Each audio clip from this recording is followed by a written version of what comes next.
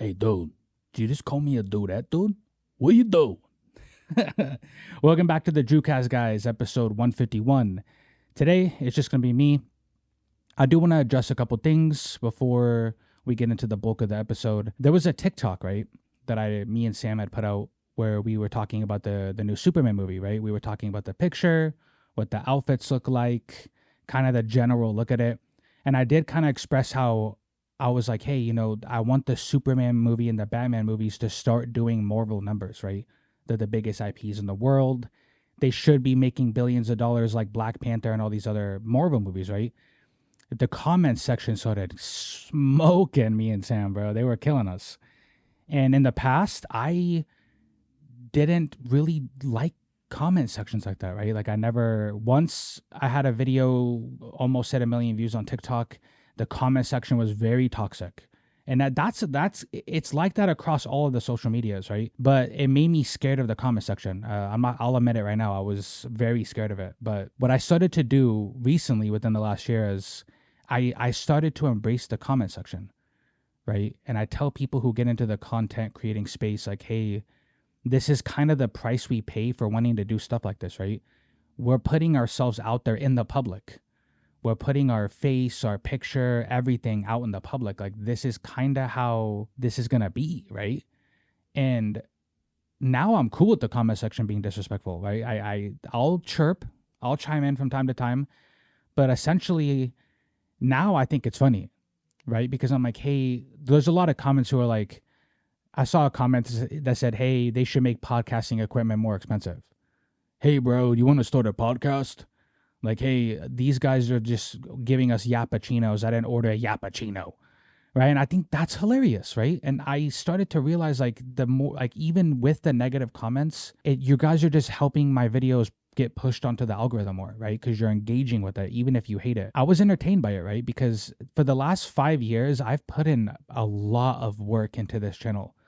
Right, I've had multiple guest hosts, co-hosts. I've had different disembodied voices, different people behind the scenes have kind of like helped me edit and all that stuff. But all the work that I've put into this, it's kind of funny to see how I was then versus now. Right now, I'm like, I find it entertaining, right? Because not a lot of people are built for this type of stuff, right? You can tell a lot of people fizzle out. They're not ready to put in the effort or the work that it takes every week, every day to make something like this successful. You can just tell, dude. You can literally tell. And those people who make those type of comments, you guys, most of you, because this is a fact, right? Anybody who does a podcast past episode 20, you end up in the 1% of the world who's able to do a podcast. So most of you would not be able to not only get this type of equipment or be this entertaining, get on camera every week and talk about stuff that, could be a hot topic, could be a hot take, could be a garbage take. Most of you don't have the courage to do something like that, so you'll go online and shit on other people's dreams and you'll shit on other people's goals, which is fine because that's what comes with this territory. That's kind of the price I have to pay for wanting to be an online content creator. So I'm cool with it. Like now I'm just like, hey, keep it coming, dude. What you do? Right? But you guys, if you ever want to make content like this, or you do, you know what I'm talking about, right? Not every comment section is going to be filled with like giving people their flowers and stuff. And especially in Washington, the state we live in, this isn't like a really friendly state, bro. Like this state isn't really filled with people who are supportive.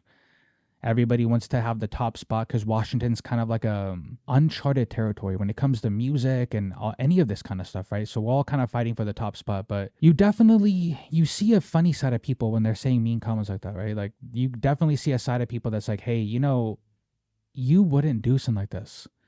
You don't have the courage to do stuff like this. Put yourself out there and spend money on stuff like this that like you don't believe in yourself. And you can tell when you hear these people talk, they don't believe in themselves, bro.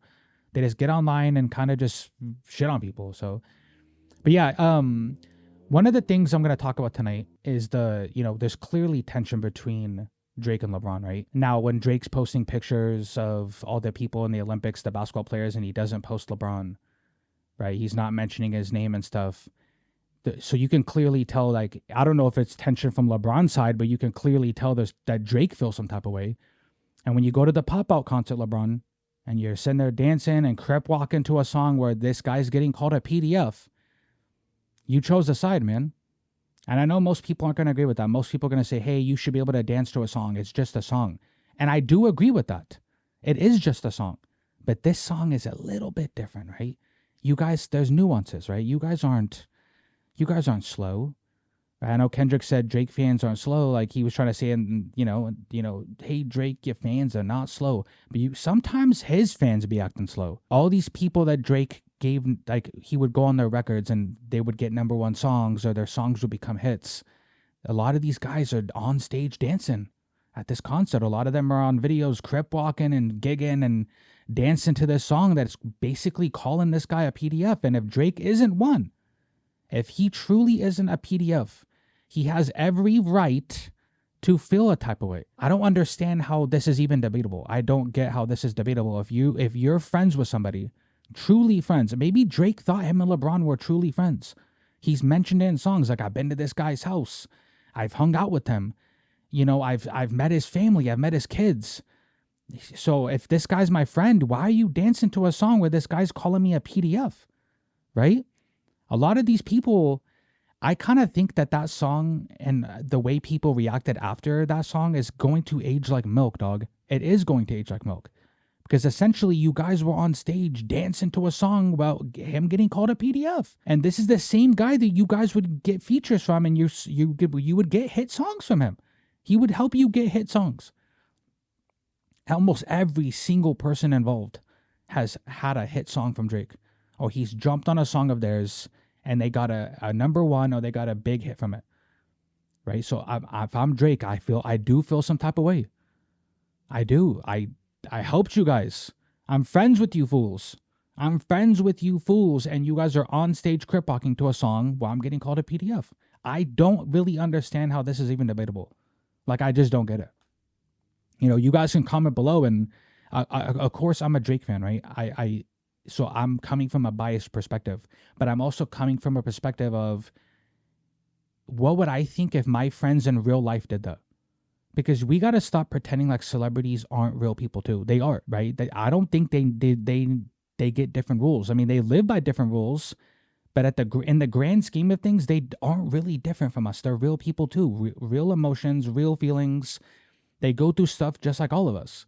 They just have more money than us, right? And at the end of the day, I think to myself, if my friends were on stage or in videos crip walking to a song where I'm getting called a PDF, I have an issue with it. I do. Because if I'm like, hey, I'm not really a PDF. I don't do stuff like that. Why are you guys dancing? Right?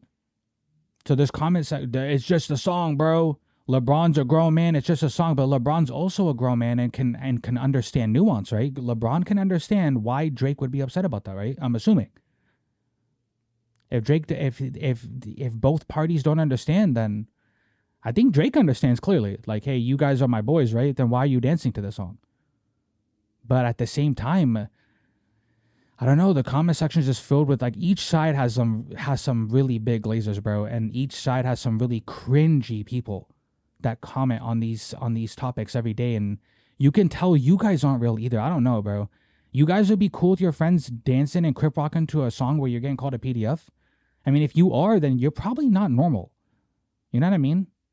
But to end the night, I do want to talk about the movie Blade, right? So Disney and Marvel have been working on the Blade movie for probably the past 5 years. They announced it 5 years ago, right? And they got an Oscar-winning actor to do Blade.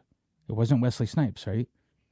Now, there's rumors going around today that Disney's going to end up canceling this movie. And I just don't get it. How on God's green earth can you mess up a Blade movie, dog? It's Blade. You literally can make the movie 2 hours of him just killing vampires and having fun. And just going into these places and hunting vampires and just being badass. How is that hard? I don't understand how that's hard. They're like, oh, we went through script after script after script, and there was rumored scripts where the lead was going to be a female. And there's rumored scripts where, oh, we were going to have Blade's daughter and he was going to train her, bro. Listen, it's not hard. You have an Oscar-winning actor and you have Blade. How is it hard to make a Blade movie? Why did it take you guys 5 years? Right? It's embarrassing, bro. 5 years. And you guys haven't made one, like, it hasn't even went into shooting yet. Who are these writers, bro? You guys spent 5 years, and I don't even know how many writing teams this movie had, to be honest with you. I have no idea how many writing teams this movie had. But let's say numerous. Let's say 3 to 4 or 5. Maybe every year there was a different writing team. Let's say 3. But you guys sat in a room and couldn't make good Blade material? Now it's embarrassing. You guys made the Eternals. You guys made all these Disney Plus shows, WandaVision. You made Hawkeye, Captain America and Falcon. You made all these things, and Winter Soldier and Falcon, right? You made all these shows. But you couldn't make a Blade movie. To me, this might be one of Marvel's biggest sins since Kevin Feige has taken over. It's not hard. Put Blade in the movie as the lead. 2 hours killing vampires. Not hard. Not hard. Stop with this whole, we didn't know what to do and we wanted to. No female lead. No female lead. Shh. No female lead. You want to train his daughter to take over? No. Shh. No, we're not doing that. We're not doing that. Blade. Killing vampires. 2 hours. Entertainment. Oscar-winning actor. Sign us up. It's not that hard. It shouldn't have took you 5 years to do this. It's embarrassing. And if you guys end up canceling this movie, how do you move forward with another Blade movie? You gonna get Wesley Snipes now because he was in Deadpool and Wolverine? And that'd be cool. Wesley Snipes is awesome, right? He's the OG Blade. But you disrespected an Oscar-winning actor who probably turned down a bunch of roles for this, just for you guys to go through script after script. We know you won an Oscar, bro, but we're gonna do a female lead. We're gonna have you train your daughter. Hey, I don't know what we're gonna do, but let's have Blade, let's see if he might be an Uber driver. Let's make him Uber. Maybe it's just the trials and tribulations of Blade the Uber driver. No, see? It's embarrassing that people like me, who aren't even famous, I'm nothing in the grand scheme of things, can get online and help you make a Blade movie. It's truly embarrassing. But yeah, you guys comment below. Let me know what you think, because I don't think there's any way that this doesn't end up being one of their biggest sins at the end of the day. But yeah, that was the DrewCast, guys. Thank you for joining me tonight. If you haven't already, hit subscribe, hit the like button, share with your friends, follow us on TikTok, Instagram, Facebook Reels. We know we put out shorts all the time. And yeah, until next time, peace.